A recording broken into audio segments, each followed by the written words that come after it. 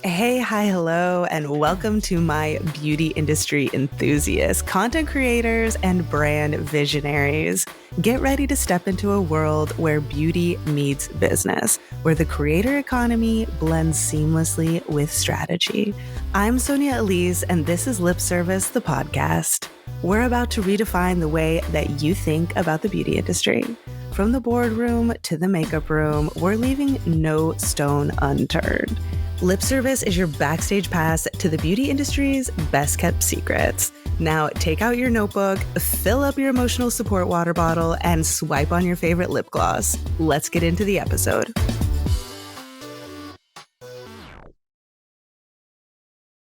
Welcome back to another episode of Lip Service, the podcast. We are here today with Michelle York. I'm so excited. So many of you guys asked for Michelle on the podcast and have watched her journey as a content creator and just like human being on the internet. So welcome, Michelle. Thank you for joining us. Thank you. Oh my gosh. First of all, I'm so flattered that people asked for me to be on your podcast. That's amazing. Thank you so much, guys. I'm super flattered. Of course. It means you're doing something right. People definitely are watching you. They're seeing you. So they're seeing. Even when you don't feel like anyone's watching, because sometimes you feel that way on the internet. All the time. I try to pretend like no one's watching, but they are. All right. So we always kick off the same way with what is on your face today? What is on my face today? Oh my gosh. Okay. I was just rushing really quickly because I went to a concert last night with my daughter and I was really tired today. I put on, actually Merit sent me this new moisturizer. I don't think it's out yet, so I don't think I can say, but it's specific for priming under makeup. And so I have that. And then I think I did the Tarte Creaseless Creamy Concealer. I put on my favorite bronzer, which is the Tarte Park Avenue Princess. It's a powder bronzer. I've been using it for probably like 12 years. Very long time. Loyal. I went into a Sephora and I was like, I want a bronzer. And they sold it to me. And I still, I can't live without it. I just dust it everywhere. And a little, blush. What blush did I put on today? I think I put on a little bit of the NYX Buttermelt blush. Are you talking about skincare or makeup? Because I'm going into makeup. Whatever you want. Makeup. Okay. My favorite mascara, which is the Tarte Tubing Mascara, a little Urban Decay eyeliner, and a little Refi brow pencil. And and the Merit highlight stick in Kava, which is my favorite. Nice. Okay. So a very simple, a simple face today. Is it simple? Yeah. Because I'm like, it's kind of like my go-to easy, I have makeup on, but I guess it's not. It's still a lot of makeup. I mean, sometimes I think I have no makeup on and I tell people and they go, that's a lot of makeup. That's not a little bit. I'm like, oh, okay. My bad. I truly don't know no makeup. I'm either just like fully destroyed, actually no makeup, or more makeup. Like there's no in between for me. Nope. Same. 100%. No in between. Love it. Okay. Next question I always ask is, if tomorrow you were sent to the afterlife, whatever that looks like to you, what product would you take with you? Oh my gosh. That's so hard. Oh my gosh. And I've listened to your podcast before and I guess I didn't clock that you asked these questions, so I would have come super prepared. I heard it, but obviously I don't think I fully remembered that. Product to the afterlife, any product. Gosh, but it's so hard to pick one product because there's so many things that you need that complement each other. And so it's like, I feel like I'd have to go with a really good moisturizer because that's so important. I mean, if I'm thinking about skincare, I just need something really good. I have dry skin. I'm over 40. So I would say my Dr. Dennis Gross Dewy Deep Cream. I love that cream. Anytime I veer off of it, I regret it. So I'd probably go with that. Okay. Good response. I like it. Everyone responds differently. I think it just depends on what, how you picture afterlife being. Yeah. Yeah. Or a really good basic concealer, like a skincare concealer, something that's just a little bit, That's probably my other one. Love it. Okay. And then also as a creator, it's so easy to get burnt out on feeling creative.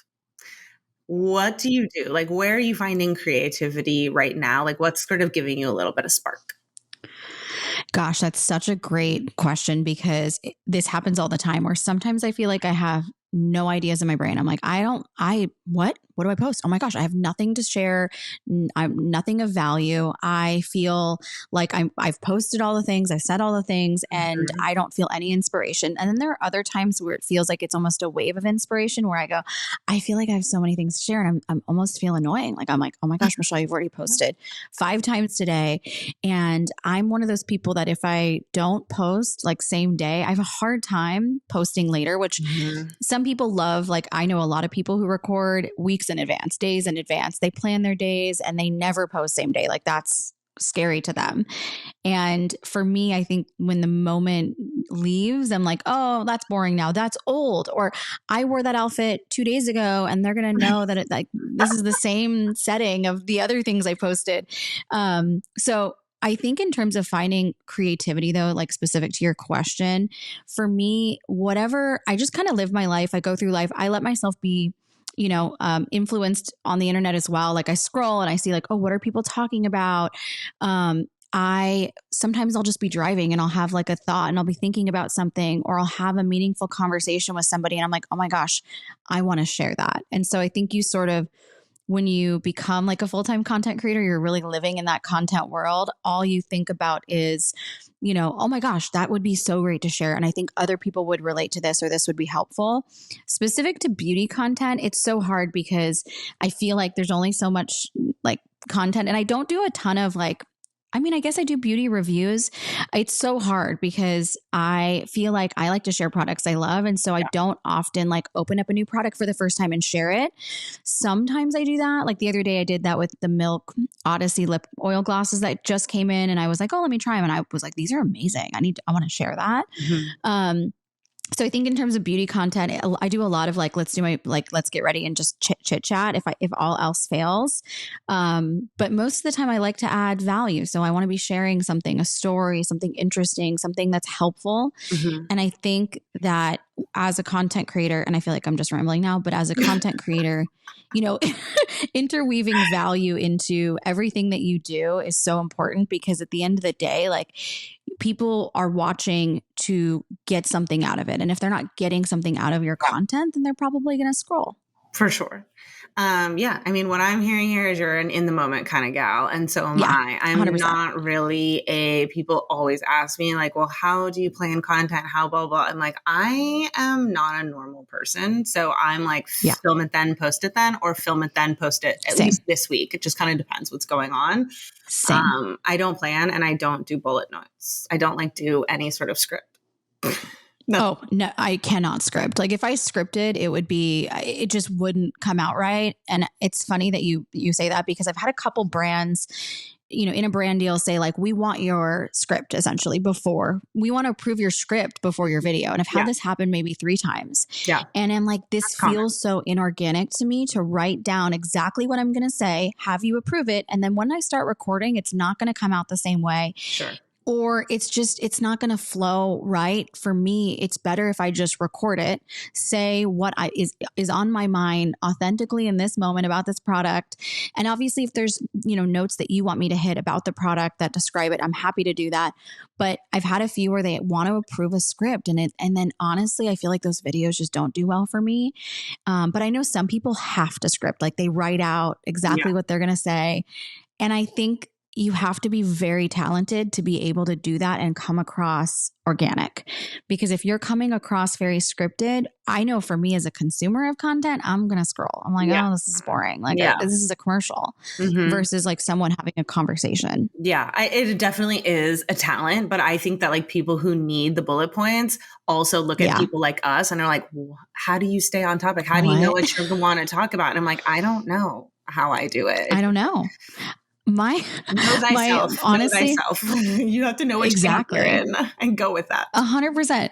And it's funny because I honestly, now that my kids are older, it's a lot easier for me to spend time recording content. I'm not changing diapers or making sure they don't, fall in the pool or something. And so for me, I often just hit record and I will just go. Like I will go for, 10 minutes straight, or I'll record out of app and just go, go, go. And then I'll edit it down to what I think are the most interesting parts. And I know that just creates a ton of editing. So editing can be very time consuming for me. But I have, a good friend who has really small children. She doesn't have that kind of time. Yeah. So when we're together, like in a hotel room, and she's Kelsey, my podcast host, co-host, but we'll be in a hotel room and we'll be recording a video, and I'll watch her do it. And it's so interesting to watch because she's so good about, here's exactly what I'm going to say. Like she thinks of it, she says it, she stops recording. If she doesn't like it, she deletes that part and re-records it. Yeah. And it leaves her very little editing. And she, we've talked about it before. I'm like, oh man, I wish I could do that. I can't. And she goes, well, I have no choice. Yeah. Like I have little kids. I don't have time. So if I'm going to make a video, I'm going to do it in one shot, maybe edit 2 little things, and I'm going to post it, versus me where I'm like, well, I'm just going to talk for 45 minutes and take the best minute of that. 100%. I feel that. And that's why like anyone who tells you like, this is the way you have to do, like it's like, no, there's not one way to get it done. Like sometimes I'm like you, where I'm like, let it roll. I have the time, and like, I'm going to go on to like multiple segments and we'll edit it down later. And sometimes I'm more like her. And like, I do have a small child. If there's like 5 minutes of silence and I think of the idea, like it needs to get done then, because there's not another, there's not another time we're circling back.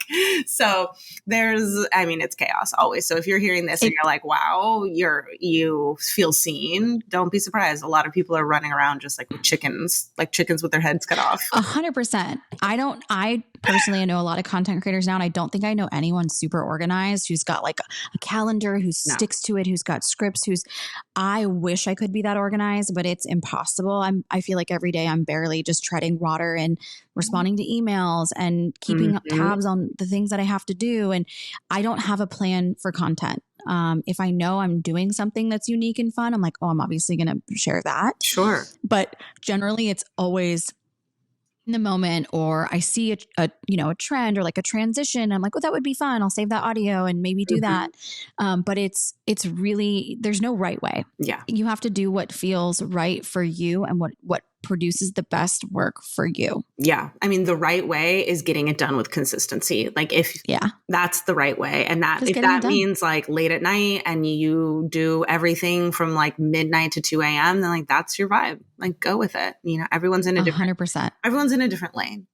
Yeah, exactly. Well, we've already hit so many good stuff, but let's go backwards just a little bit. How did you get into content? Give us like a little rewind as to the journey from the beginning till now.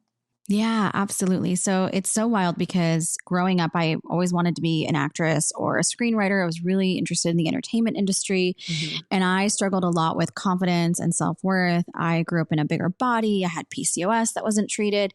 And I think I never really felt worthy of pursuing any of that. And I think there's obviously a lot of things that go into, feeling that way. For sure. And so I kind of played it safe, and I had a corporate job, but I always really was never called to do that. And I never felt a lot of inspiration in my everyday life, but I get very passionate about anything that I do. And so I think I was pretty good at my job.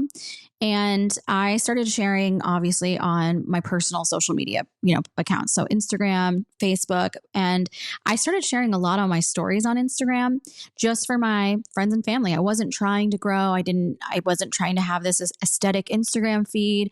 I just was sharing my life, and I was kind of doing what I saw my favorite content creators doing without even realizing it. Like, I'm taking you along with my day. I'm sharing this funny story. I'm doing this. And especially during like 2020 COVID, I wish I got onto TikTok and I was on TikTok, but I wasn't posting. I wish I started doing it then because that was such a great time to post. I just still had that anxiety of like self-worth, of being scared of showing up, of being made fun of people I know seeing it, saying, who do you think you are?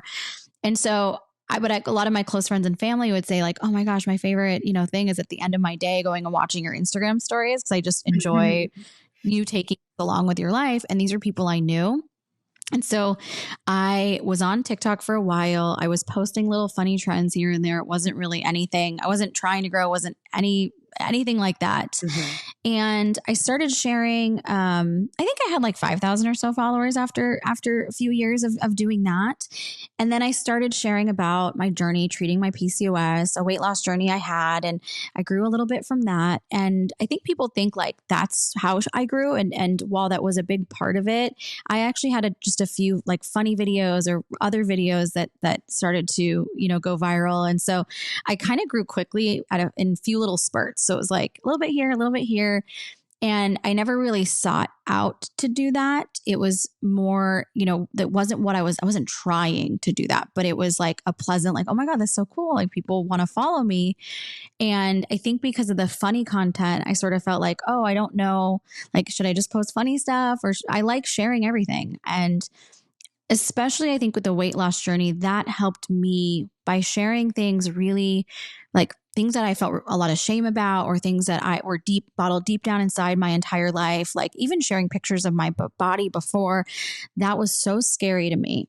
And the more I shared my life and interactions I had or experiences that made me feel a certain way, so many people related to that. And so I felt by sharing, I just kind of tiptoed into doing that. And then the more I really started sharing and sharing things that were so vulnerable to me that I was like, I would never post this on my Facebook or my Instagram. And here I am posting it on TikTok very publicly.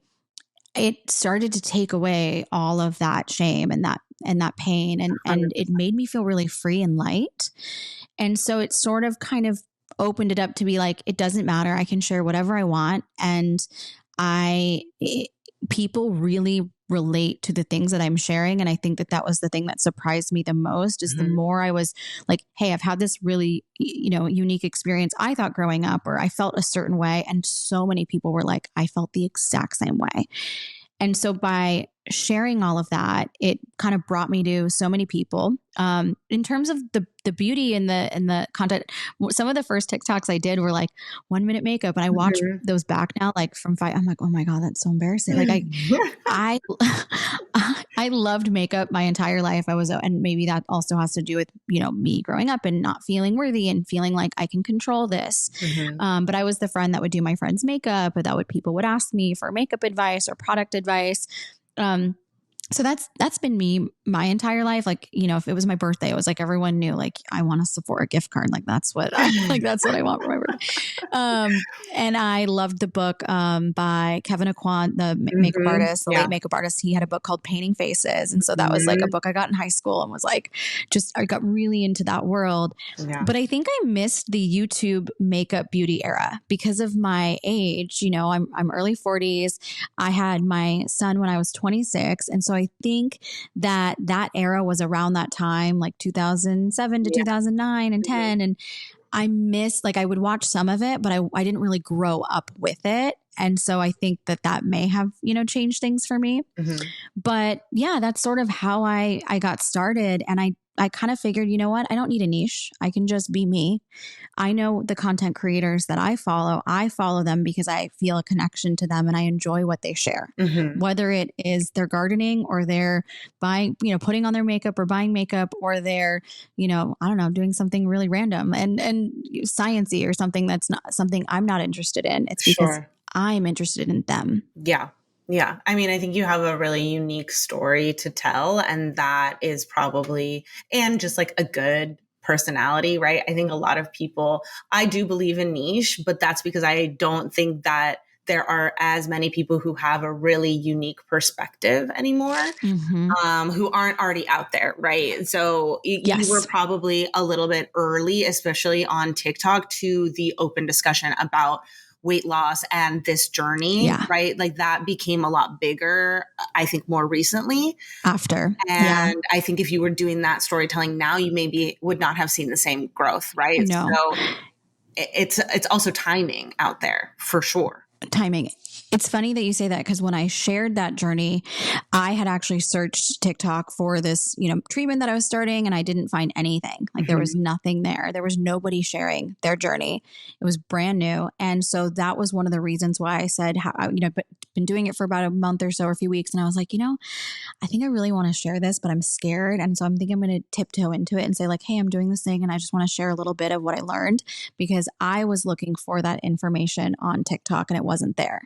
And today there are tens of thousands, if not more, people sharing their journey doing this. And so I'm not trying to say like I started that, of course, because I think there were other Sure. treatments or things or things that people were doing similar to that I just didn't know about. But it was really interesting to see this kind of community of people build up around me in that world.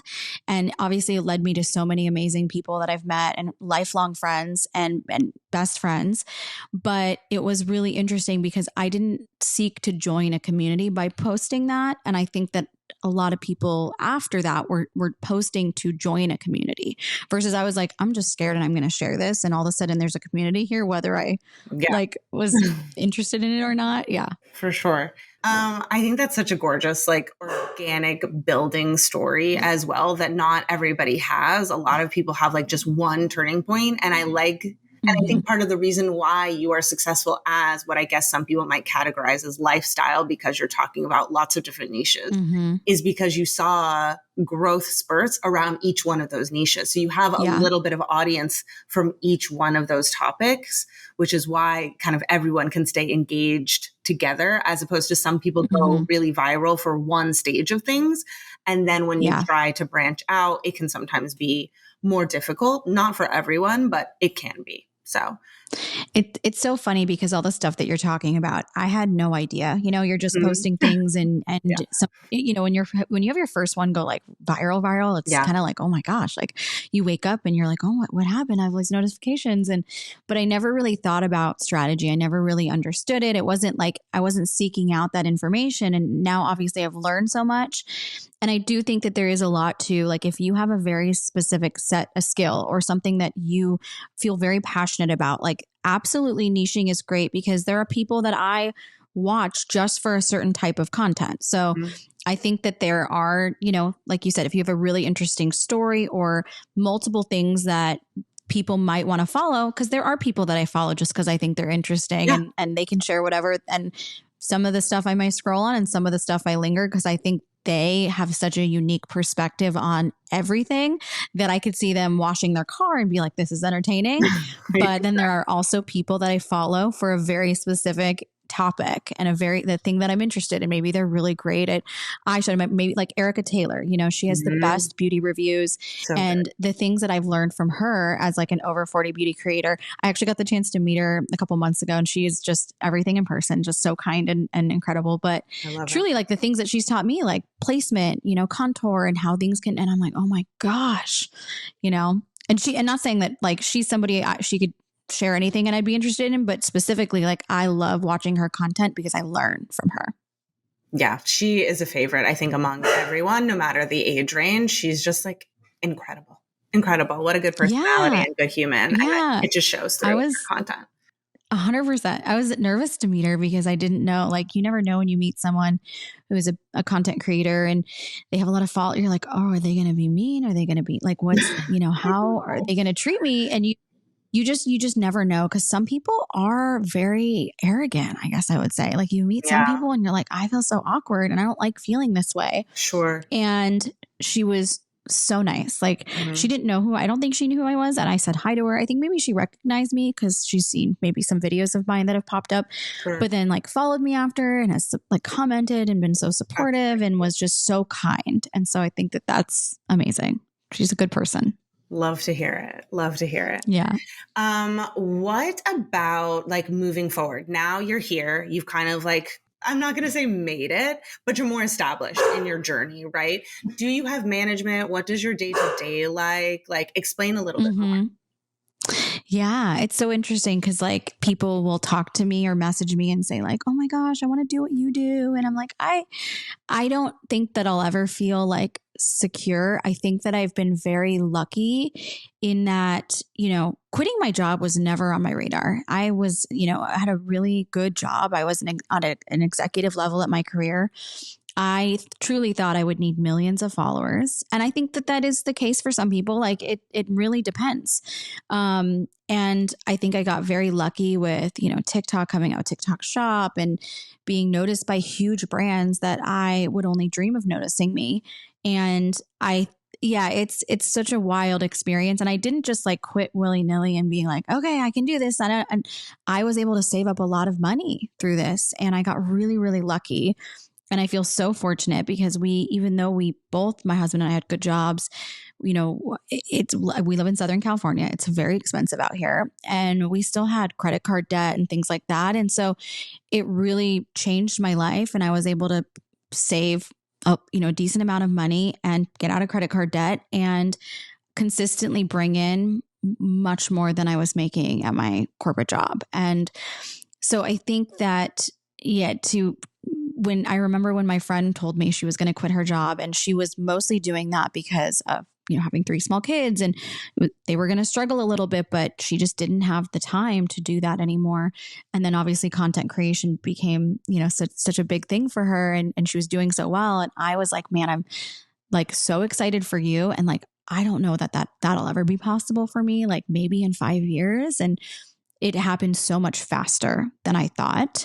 And it's funny, I saw a video of yours the other day that was like, don't quit your job to be and it's like, I totally understand, I know. And I think that I'm in a very lucky, unique situation that most people aren't in. Mm-hmm. And it truly, like, worst case scenario, I have money saved and I'll get another job.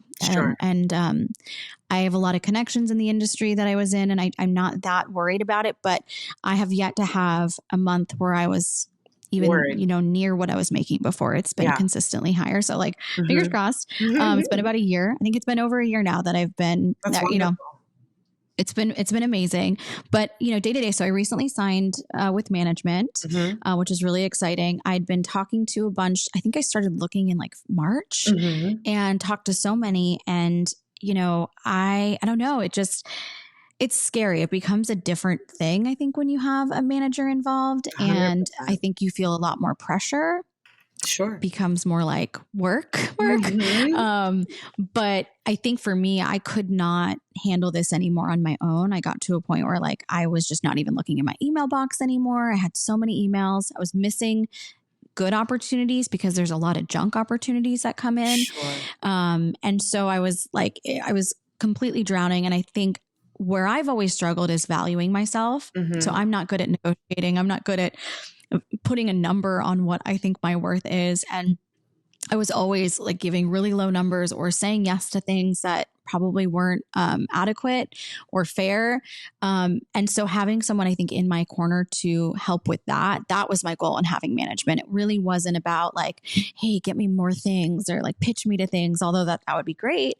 It was really about like, help me value myself, negotiate for me, advocate for me, and, read the contracts.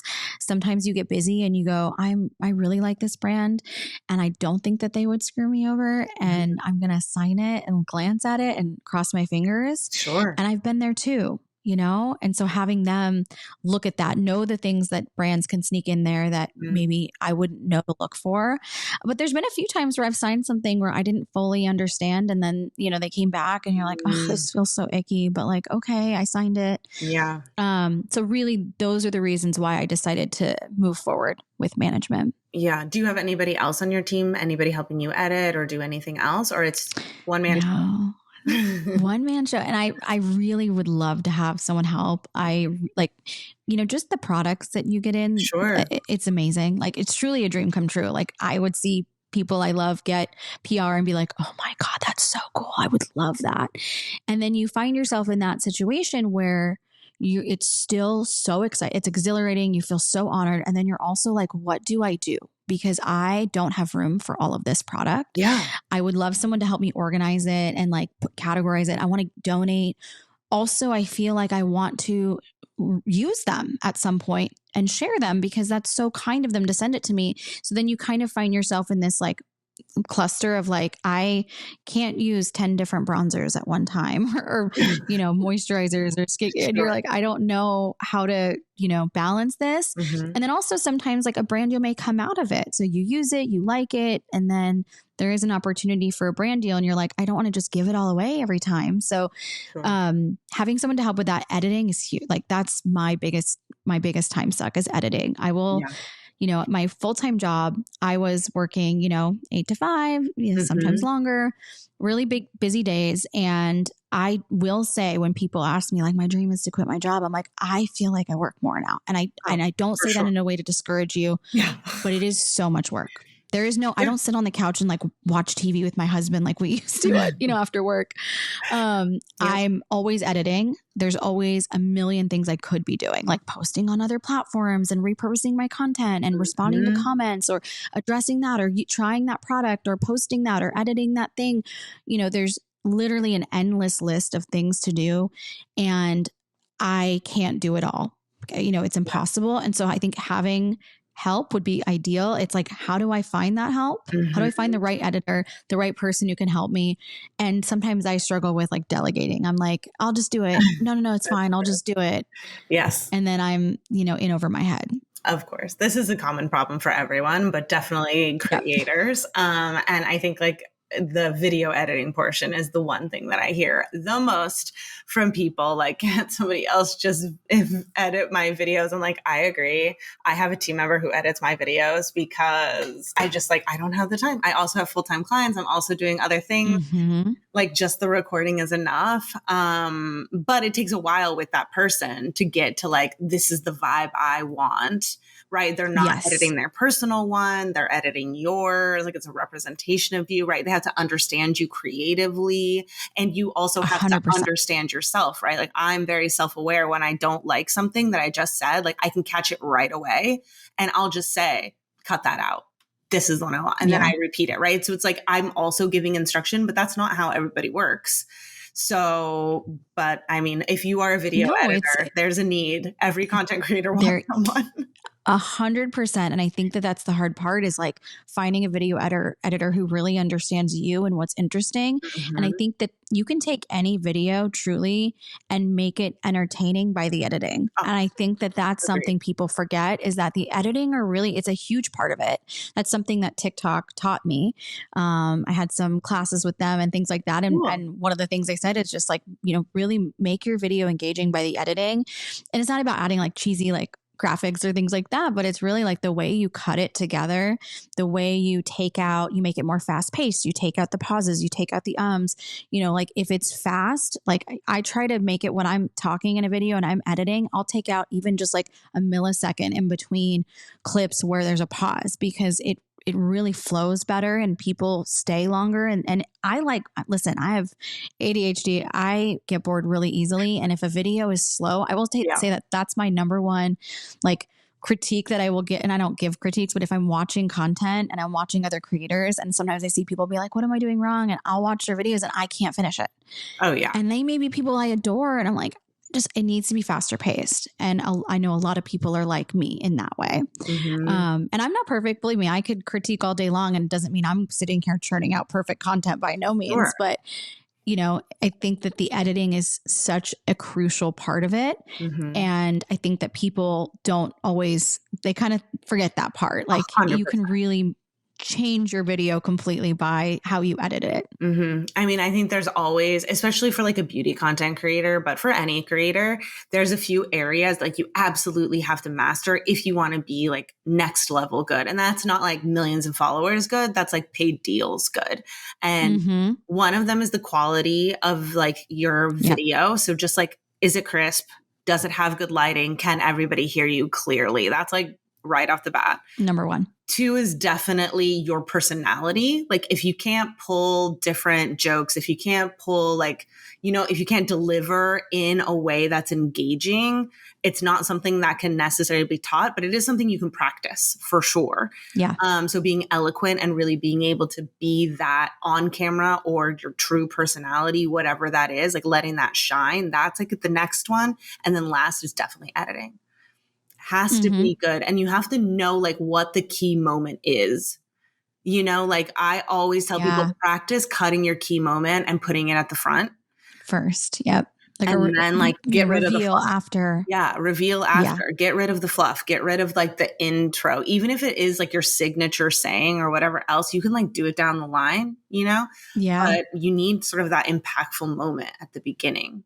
And it's all 100%. all in the editing, 100%. Especially with a brand deal or shoppable content or something like that. You really want to like get people in right and go like, oh my gosh, that's so cool. I want that. And so often it's like if I'm reacting to the product, I'm like, oh my gosh, this is so beautiful. Like putting that in there or something funny, just something that's a little bit extra that you can put in the beginning.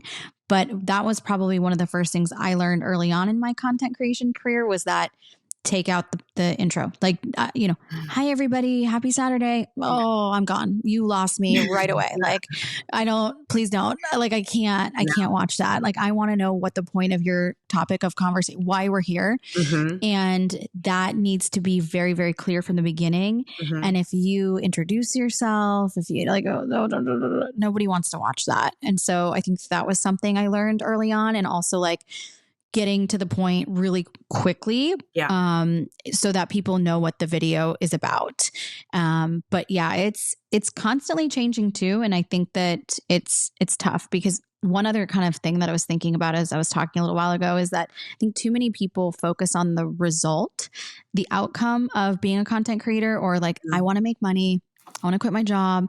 I want people to follow me. Yeah. And that's all they're thinking about. And I think that that's what I would say the undercurrent of the messages I get, the DMs, the questions I get are all about those three things. They're not about, I want to be a content creator. I love making content. I love sharing beauty content. I love sharing skincare content. I'm passionate about this topic. Sure. How can I do this as a career?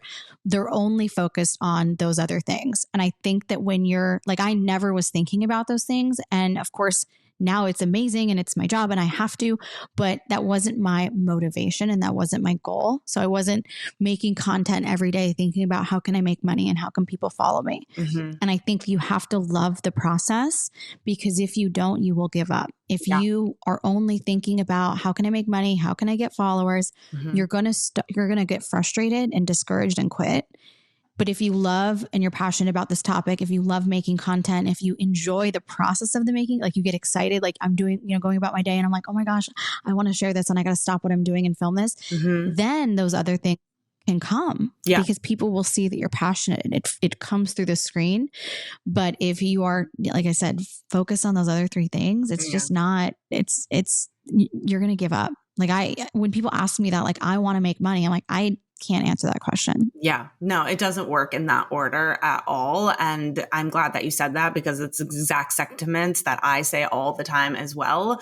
You have to love showing up because it is a long journey, right? Some people get to success like where you are in a shorter amount of time than others, but most need years. Some people have been doing this for 10 years. Susan Yara has been creating content for a decade. Like that's a long road.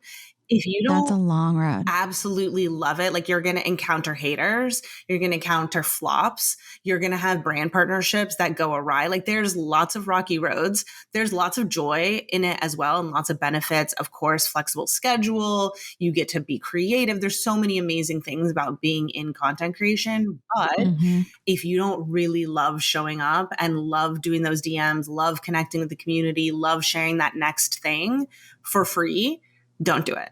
Don't do it because there's no way of knowing when the monetization needle is going to turn for you.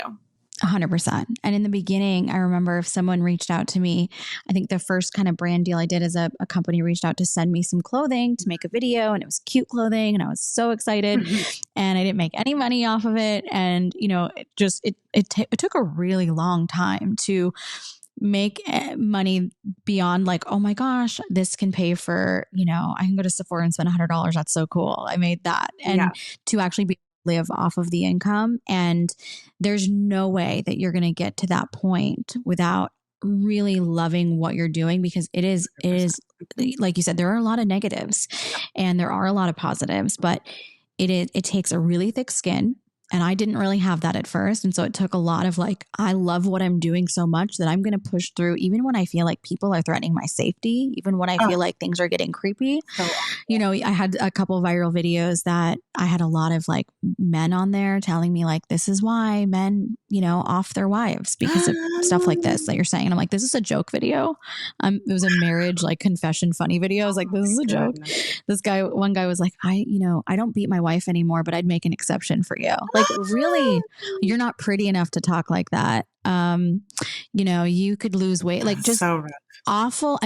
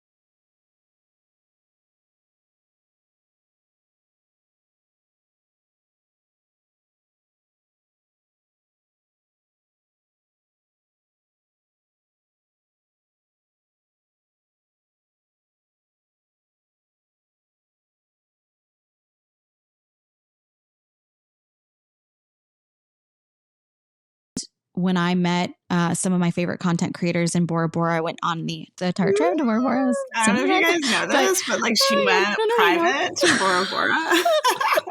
Oh my gosh, it was amazing. True dream come true. And we can talk about that in a second. But I got to meet some of these content creators that I look up to and think they're amazing. And some of the things that they told me were like, that people are crazy and they show up to their door, they'll ring their doorbell, they put maps of their houses online, they point out which room is what kid's room and which one isn't. And so it's a very scary, dark place. It can be a very scary, dark place in the midst of all of this beauty and this joy and this wonder. It is also, there's a really dark side of doing this as a job. Yeah. I mean, it's definitely something to go eyes wide open in if content creation is truly the career that you want, is the passion. It's good to know like what can happen. And I always tell people don't chase virality because it comes with a lot of negative side effects. Slow growth is where the joy is. But, you know, if you go viral, it can be very positive, but there's always a negative side too. So 100%. Every viral video that hits a certain point, we and some of my content creator friends joke that you hit the wrong side of the internet. And then you will start getting flooded with every comment is like really awful. Like, what is going on? What is happening here? Yeah. Who are these people? A fun fact about me is that I was one of the first people who got to test TikTok shopping live. I had like a friend at a production company that was part of TikTok and they're like, you know a lot about beauty. Can you be the host, like a QVC style? And I would be. And I remember the comments would come in harsh because this was before there was like any regulation, anything else.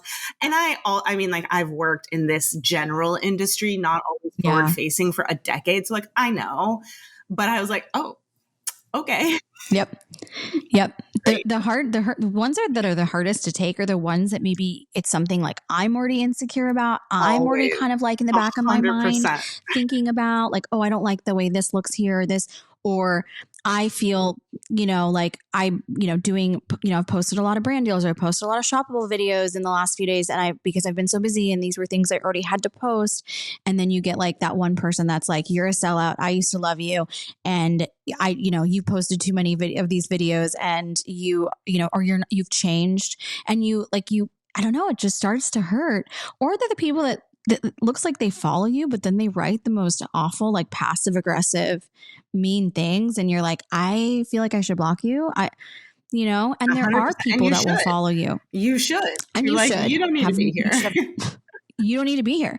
People don't need access to you. They don't deserve access to you. And so if somebody is not not leaving, the nicest comments, or I've had people that followed me. And then all of a sudden, the more like successful I got, quote unquote, cause I hate but like the more like good things happen to me, the more, all of a sudden there are certain people that just like don't want to follow, like they don't like it. They don't like seeing you flourish, and they go, you're different. I'm like, I'm the same freaking person. Like anyone who knows me in my real life, I have not changed. I'm getting to do these cool things now, and things are happening, and it's hard to share it without sounding like you're bragging. Like I got this cool opportunity. I feel annoying. And I think the real people are the people that show up in your comments that support you and cheer you on from day one, who are so excited for you, who you've inspired, and they don't see your success and go like, oh gosh, I don't want to watch you anymore. This is gross. It's I think that really is the majority of people's followers are in the positive camp. It's just unfortunate that like negative people are louder. They're just louder at the end of the day. It's jealousy, and it's a drug. Jealousy. It's such an, because you can see the comments. I know for me that I can read right through those comments where it's like, maybe you're having a really hard time in your life, that's seeing me do something neat or exciting or it's triggering you in some way. And I'm like, hey, you don't have to follow me. And I totally understand. And I have learned, and this is something that another content creator friend, recently taught me, is when you see those really awful comments, looking at it almost from a place of compassion. Like, I don't know what it's like to feel this horrible that I would say something to somebody on the internet like this. And you must be going through something really, really hard. Yeah. And in the beginning, I used to do clapbacky videos and, hey, you jerk. Okay. And then people would come for the person in the comments, and then you'd feel bad. You're like, oh my God, okay, that's too far, you guys. But then I started looking at it like, are you okay? Like sometimes I would write back and be like, hey, are you okay? Like, cause this is a weird thing to say to somebody on the internet. Like, are you sure? Like, do you need to call your mom right now? Because I'm worried. Yeah. And then now I'm like, okay, I can just be silent and just block. Yeah. And every once in a while, if it's like, something that's halfway past, like it's passive aggressive, it's not nice, but like maybe they followed me, maybe I recognize their username as somebody who's been around. And I'm like, hey, like this is that's actually kind of hurts my feelings to say that. Like, I'm sorry if you feel that way.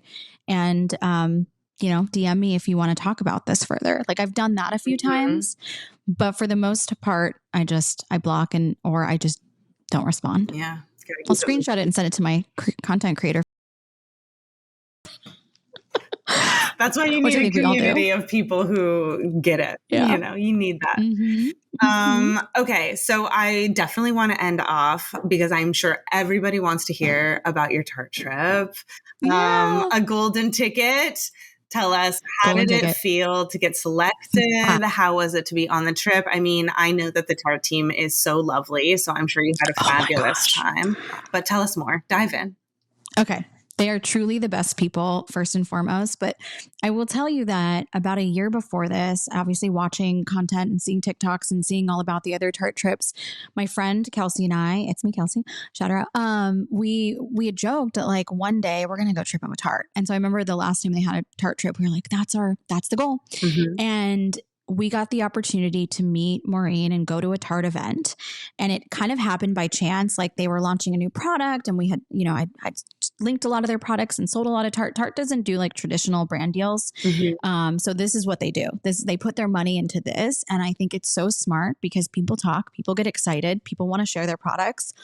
And so I got the opportunity to go to a Tarte event with my friend Kelsey, and I wasn't even sure Maureen was going to be there because I'd been to events where obviously like the founder doesn't go to them. Sure. And she walks out and she immediately walks up to us and is like, oh my gosh, I love your guys' videos. Like I watched your Tarte videos, and we both were, taken aback, like, oh my gosh. And she spent like 30 minutes just like talking to us, and we didn't see her. I mean, she was, obviously talking to people before that and after, but like, I think she spent the most time talking to us about TikTok Shop and their excitement on this new platform and us. And it was like really cool. And I don't know what came over me, but I made a joke and I was like, Kelsey and I always joke that one day we're going to go tripping with Tarte. Ha ha ha. And as soon as it came out of my mouth, I was like, oh no, cringe. I'm so embarrassed. Like, of course, everybody. Yeah. I was like, oh my God, this is so embarrassing. Why did I say that? Why did I say that? I regret it. And because she kind of looked at me, like smiled and was like, okay, you and everybody else in the world wants to do this. And like, and so that was that. And they are such an incredible team. And so about a few months later, there was another Tarte event that my friend got an invite to happening in LA, like a week later, and I didn't get an invite. And I was like, oh, I really want to go. Like, so I DM'd, like, I'm off the radar. Yeah. I was like, oh no, they don't like me anymore. Mm. And so I sent a message to one of the girls that works at Tarte that we had exchanged numbers at the last event. Okay. And I would never texted her before. Texting now. I know, right? We're basically friends, but I hadn't like used that connect before. And I was like, hey, Lauren, like, I'm so sorry, but Kelsey got an invite to this event and I really want to go. And like, but no worries if it's full, like I totally understand. I just, FYI. And she was like, oh my gosh, you are on the list. You should be invited. And she goes, by the way, did you get my email? And I was like, I go, email? No. And so I opened my email. It's like 7 a.m, by the way. It's like a Monday morning. I was like, I'll text her. Like maybe it was like 7:30. Like I'll text her, first thing Monday. Mm-hmm. I opened my email and it had just come in like 20 minutes before. So it's just so wild, the timing that I was thinking to text her. And it was like, Michelle and Kelsey, you're going to go tripping with Tarte Bora Bora. And it was to both of us. And I literally was like shaking. Like I was like, what? No. And I called Kelsey because she hadn't said anything to me either. And I remember she was dropping off her kids at school and I go, Kelsey. And we don't like, we text all the time, but like, I don't often like pick up the phone and call her. Sure. And she's like, what? And I was like, we're going tripping with Tarte. We're going to Bora Bora. And she was like, no, we're not. And I was like, yes, we are. We got an email. We both started crying. And so sweet. It was such a crazy, yeah. And I think truly like when people say to me like, oh, well, I've had success with Tarte or, I think it was getting to meet these people and there has to be a relationship. I think that they truly 100%. spend a lot of time being thoughtful. And this is just my observation. Nobody said this to me. Being thoughtful about who they invite to these trips. Yeah. I think that they saw that we were cool and easy to get along with and fun and we were happy to like go together and we're excited because we're friends. And I think that they saw all of those things. And I don't think it was truly like, well, I had this many successful videos on with Tarte. Yeah. And they didn't ask me. Mm-hmm. The first thing out of a lot of people's mouths were like, well, I had this video and like it was almost like I should have been there. Oh, they didn't invite me. And I'm like, I don't know how to, I feel awkward. Yeah. I don't know. And they're just not the brand. Like if you look at that brand from a perspective of a marketer, more like my perspective, like that's not their vibe. They're not trying to take the most successful people. Always, like they're taking people who are very successful, 100%, but they're taking people based off of personality, long-time support, probably content style, likely like different styles of people. And then also like target demographic, right? They're not just taking young people. They're taking two moms together. They're and they're trying to make sure it's a mix and match and not every cast is going to be perfect. I understand they've had problems in the past with like not as much diversity or not old enough, 100%. like trying to get older. And every trip they're trying to improve. It's not a perfect balance. But, even if you did the same exact playbook as somebody else, it doesn't mean like apples to apples, you both get invited. Agree. And it's not to say that, of course, people who've had a lot of success and have done really well, like they deserve recognition from Tarte, of course, as well. It's just a weird thing to kind of navigate on the other end of it. Like, obviously, I'm so excited to be there. This is a dream come true. The anxiety, by the way, like was an all-time high. I mean, in a great way. You're so excited. Then all of a sudden you're like, oh my God, I'm going on this trip that like is such a huge trip. Yeah. I don't know who's going to be there. People I admire are probably going to be there. And I'm like small potatoes, here. And also, like, what do I wear? Am I going to fit in? Am I old? Am I, all of a sudden your mind just goes to all these places and it's the most wild experience and ride. But through and through, like the team there, they are always thinking about inclusivity. And again, like I can't speak to past trips or experiences, but just watching them, as a team, like they are constantly always making sure people feel included and that if one person gets one thing that it's offered to everybody.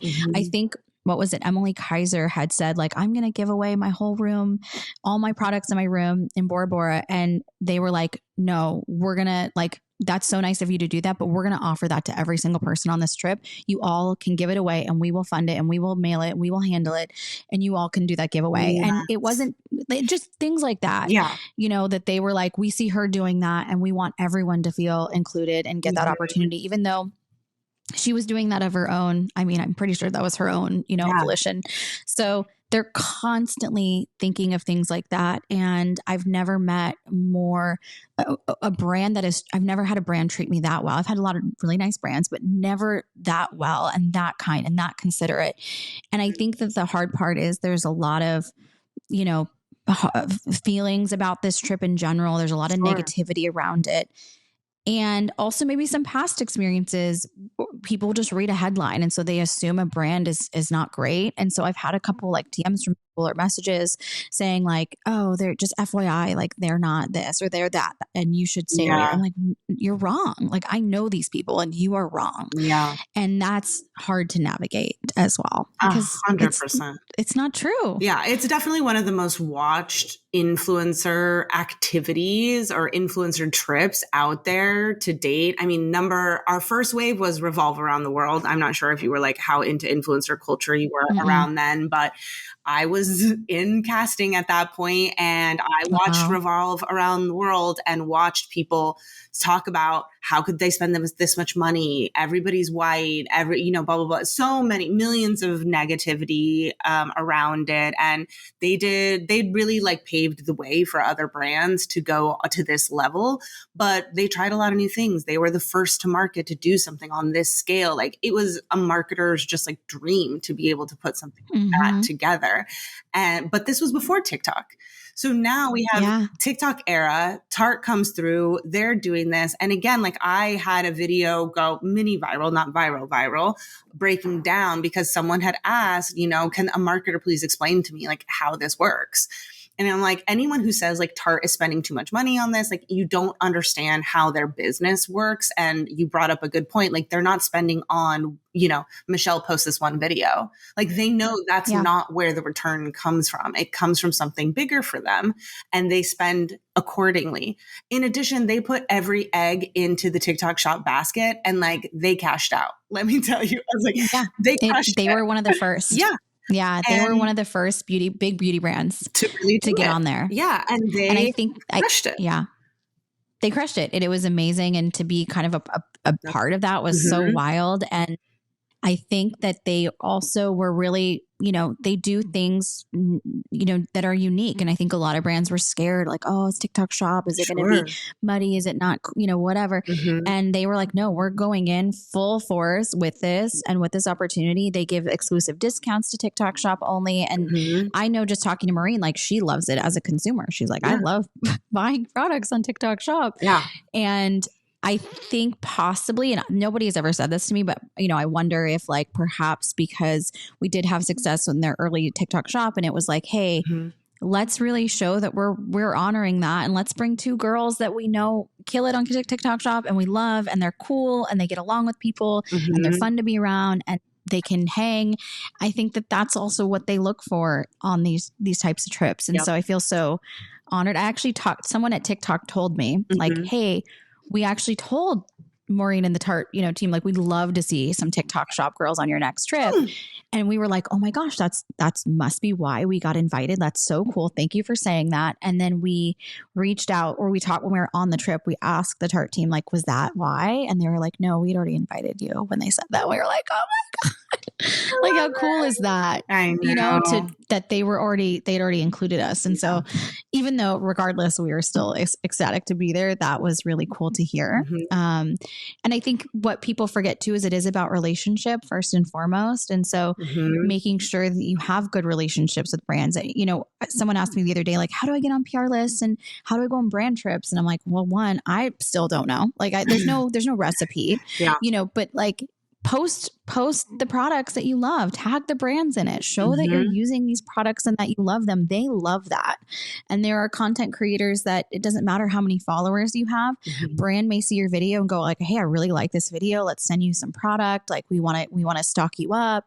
Or, hey, we want to pay you to use this video because we love it. And Mm-hmm. so it's not always about like having tons of followers and just hoping brands find you. And I think that that's something I didn't really understand. And I'm like, the more I use products, the more I share them, the more I talk about brands I like, the more they take notice. Exactly. And they go, oh my gosh, like we want to help you out even more. Yeah. So I think that that's the relationship is so important. That's absolutely the formula. And that's the formula, through lip service, the community that I've built. I always tell people the same thing. Like you can apply for gifting through forums, you can share gifting links, like you can go onto different platforms, totally fine. But the better use of your time is creating good content that brands will see. The better use 100%. of your time is making sure that you have high quality content that when a brand does see it, they're like, okay, I'm going to know, I'm bookmarking this. Like there's something here, or that they want usage rights, or they want, getting that one foot in the door is the most valuable part of being a content creator. Building the relationship from there, it's priceless, because if you 100%. get hired for one thing and you can get rehired, that person moves to another brand. Like there's so many ways to grow from there. It just takes that first little building block and then it can skyrocket. So yeah. I'm glad. Yeah. One of the first things, I loved the beauty brand Merit, and I loved their blushes. And I was always sharing Merit, let me do a full face of just Merit, or let me share these blushes that I love. And this was a long time. This was over a year. It was probably 2 years ago now. I can't remember, around then. Yeah. And they reached out and said, oh my gosh, we love your video. We'd love to pay to use it. And this is before TikTok Shop or anything like that. And so it was like kind of my first experience. Like I was just making it because I love these products and I love sharing this brand, and it felt natural to me. And then they saw and they said, hey, we want to pay you to use this video and we're going to send you more products. And I'm like, oh my gosh, okay, yeah, thank you. So it really does work. And I know another content creator who's smaller content creator, and she loves LYS, and so do I. But she would, been making videos, and and they would come back and said like, yeah, plug them in. But I love you. I'm just kidding. But they came back and were like, we'd love to send you product. We love this video. So it really is.